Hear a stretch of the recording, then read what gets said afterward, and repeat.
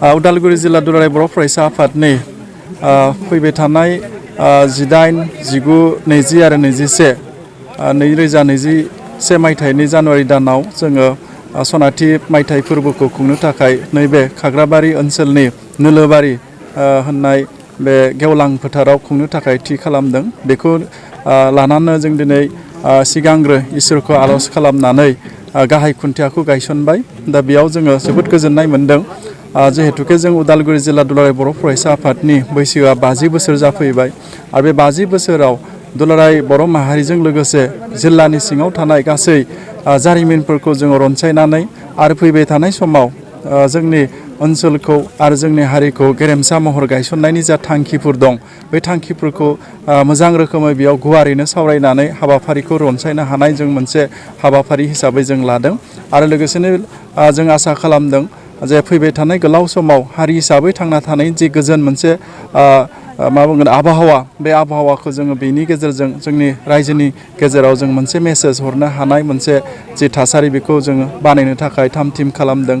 मानो होनब्ला थांनाय 2020 मायथाइनि 27 जानुवारि खालि जोंहा दुलाराय बर' फरायसा आफादनि गोलाव मोनसे संग्राममोन, आलादा रायजो दाबिनाय।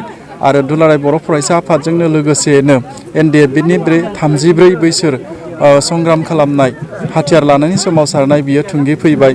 दा बेनि गेजेरजों जिहेतुके जोङो फैबाय थानाय समाव मोनसे गोजोननि मोनसे परिबेक बेखौ बे गल्डेन जुबलिनि गेजेरजों जिल्लायाव मोनसे आरोबाव मोनसे गेरेमसा मोनसे परिबेकखौ जों दानो हागोन बेखौ आसा खालामदों।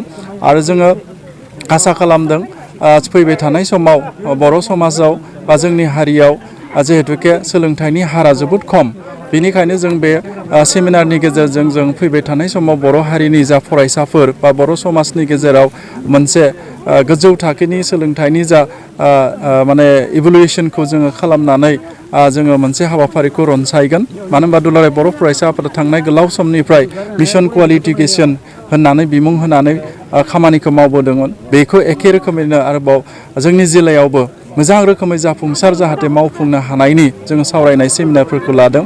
आरो जिहेतु दिनै प्रिथिबियाव मोनसे एग्रि जि एन्टारप्रेनियर, बे एग्रि एन्टारप्रेनियरा दिनै जायगा मोनबोदों।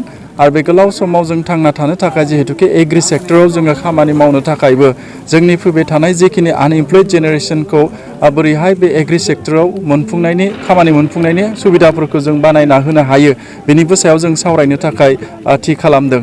लोगोसेनो जोंनि जा नखर उद्योग, बे नखर उद्योगफोरखौ बोरैहाय प्रमट खालामनो हायो बेनि सायावबो जोङो मोजां रोखोमै सेमिनार लानानै जों सावरायनो थाखाय बे गल्डेन जुबलियाव थि खालामनाय जादों। आरो लोगोसेनो जोंनि समाजाव दिनैसिमबो दुलाराय बर' फरायसा आफादनि उदालगुरि जिल्लानि बैसोआ 50 बोसोर मोनफैबाय। बे 50 बोसोराव जिखिनि साबखांनांगौमोन बेनिख्रुइ अधिक आरोबाव मोजांसिनै साबखांहोबावनो हानायनि जाफैबाय थानाय समाव जोङो सावरायलायनानै समाज बेरेखा खामानिफोर आरो समाजाव थानाय जि गोरोन्थि खामानिफोर दङ बेफोरखौ गासैबो बोस्रांलायनो हानाय जोंनि जेनेरेसननो जों फोरमायनो थाखाय नाजादों। आं बेखिनिखौ दिनै नोंथांमोननो फोरमायबाय। जोङो आसा खालामदों बेयाव more than 3 लाख मानसिफोरखौ गेदारिं जागोन होननानै जोङो खालामदों। बेनिखायनो जोङो बेयाव नेसनेल आरो रिजनेल मोननैबो बेयाव थागिबि मानसिफोरखौ लाफानानै जोङो कालचारेल एक्सचेन्ज मोनसे हाबाफारिखौ लागोन। जिहेतुके बिनि गेजेरजों मोनसे मोजां गायसननो हायो, सोमोन्दो गायसननो हायो, बेखौ उद्देশ্যजों जों बेखौ लादों। बेनिखायनो जों बेयाव आरोबाव मोनसे बेखौनो लाफाबावनाय जादों जायखौ जों एग्जिबिसन। बे एग्जिबिसननि गेजेरजों जोंनि जिखिनि थुलुवा बेयाव थानाय कालचारफोरखौ दिन्थिनायजों लोगोसे मुलुगनि जिखिनि सोलोंनो गोनां आरो गोदान टेकनिक जिखिनि बिगियाननि जिखिनि मावफारि हाबाफारिफोर दं बेफोरखौ बै एग्जिबिसनाव दिन्थिफुंनायनि गेजेरजों फैबाय थानाय जाखांफुनाय फरायसाफोरनो दिन्थिनो थाखाय थि खालामदों। बेनिखायनो फरायसा, गारजेन, समाजनि मानसिफोर गासै रायजो राजाफ्रा बेयाव गेदारिं जागोन हिसाबै जोङो more than 3 लाख मानसिफ्रा जोङो बेयाव गेदारिं जागोन होननानै जों आसा खालामनाय जादों। अक्ट'आ माब्ला जागोन? जोंनि गल्डेन जुबलिया अर्थात सनाथि मायथाइ फोरबो खुंनाय उदालगुरि जिल्ला दुलाराय बर' फरायसा आफादनि खालारा फैगौ 2021 मायथाइनि जानुवारि दाननि 18, 19, 20 आरो 21 खालाराव थि खालामनाय जादों। दिनै जिहेतु गाहाय खुन्थिया गायसनबाय, दा बे बेलायाव जेनेबा बानजाय आफादनि आफादगिरि जानानै मा मेसेज होनो सानो?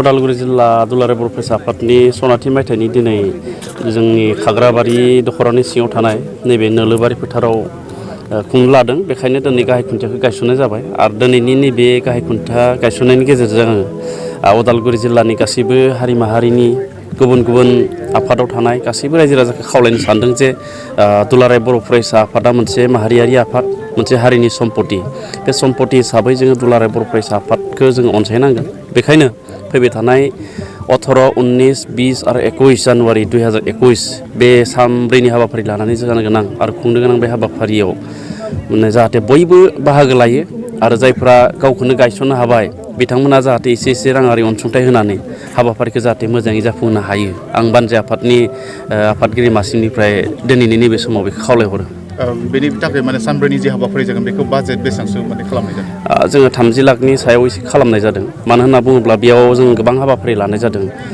फरायसाफोरनि आबादारिफोरनि फालांगिरिनि गुबुन गुबुन आयदायाव जोङो सेमिनार लानाय जादों दा बे सेमिनाराव जोङो गुबुन गुबुन जायगानि फुंखा सुबुंखौ जों लेंहरगोन दा बे हिसाबै बिथांमोननि थांलाय फैलायनि खरसा थाबाय जानाय थानायनि खरसा थाबाय बे हिसाबै जोङो आरो जिहेथु दायो मुवा माने बायदिसिना बायदि बेसेनफोरा बांबाय दा बे हिसाबै जों बाजेटखौ 30 लाखनि सायाव जोङो लानाय जादों बेसेबां माने बिगा हा बेहाय आवग्रिगोन नैबे मेन पेन्डेला 15 बिगा हा दङ बे 15 बिगा हाखौ जोङो मेन पेन्डेल हिसाबै जों बानायनो नागिरदों दा बेयाव जोङो टारगेट खालामदों बे सानब्रैयाव 5 लाख सुबुङा जाहाथे थुबुर जानो हायो बेवहाय जोंहा एक्जिबिसनबो दङ गुबुन गुबुन माने हारिमुनि दिन्थिफुंनाय बायदिसिना हाबाफारि जों बेवहाय लाफानाय जादों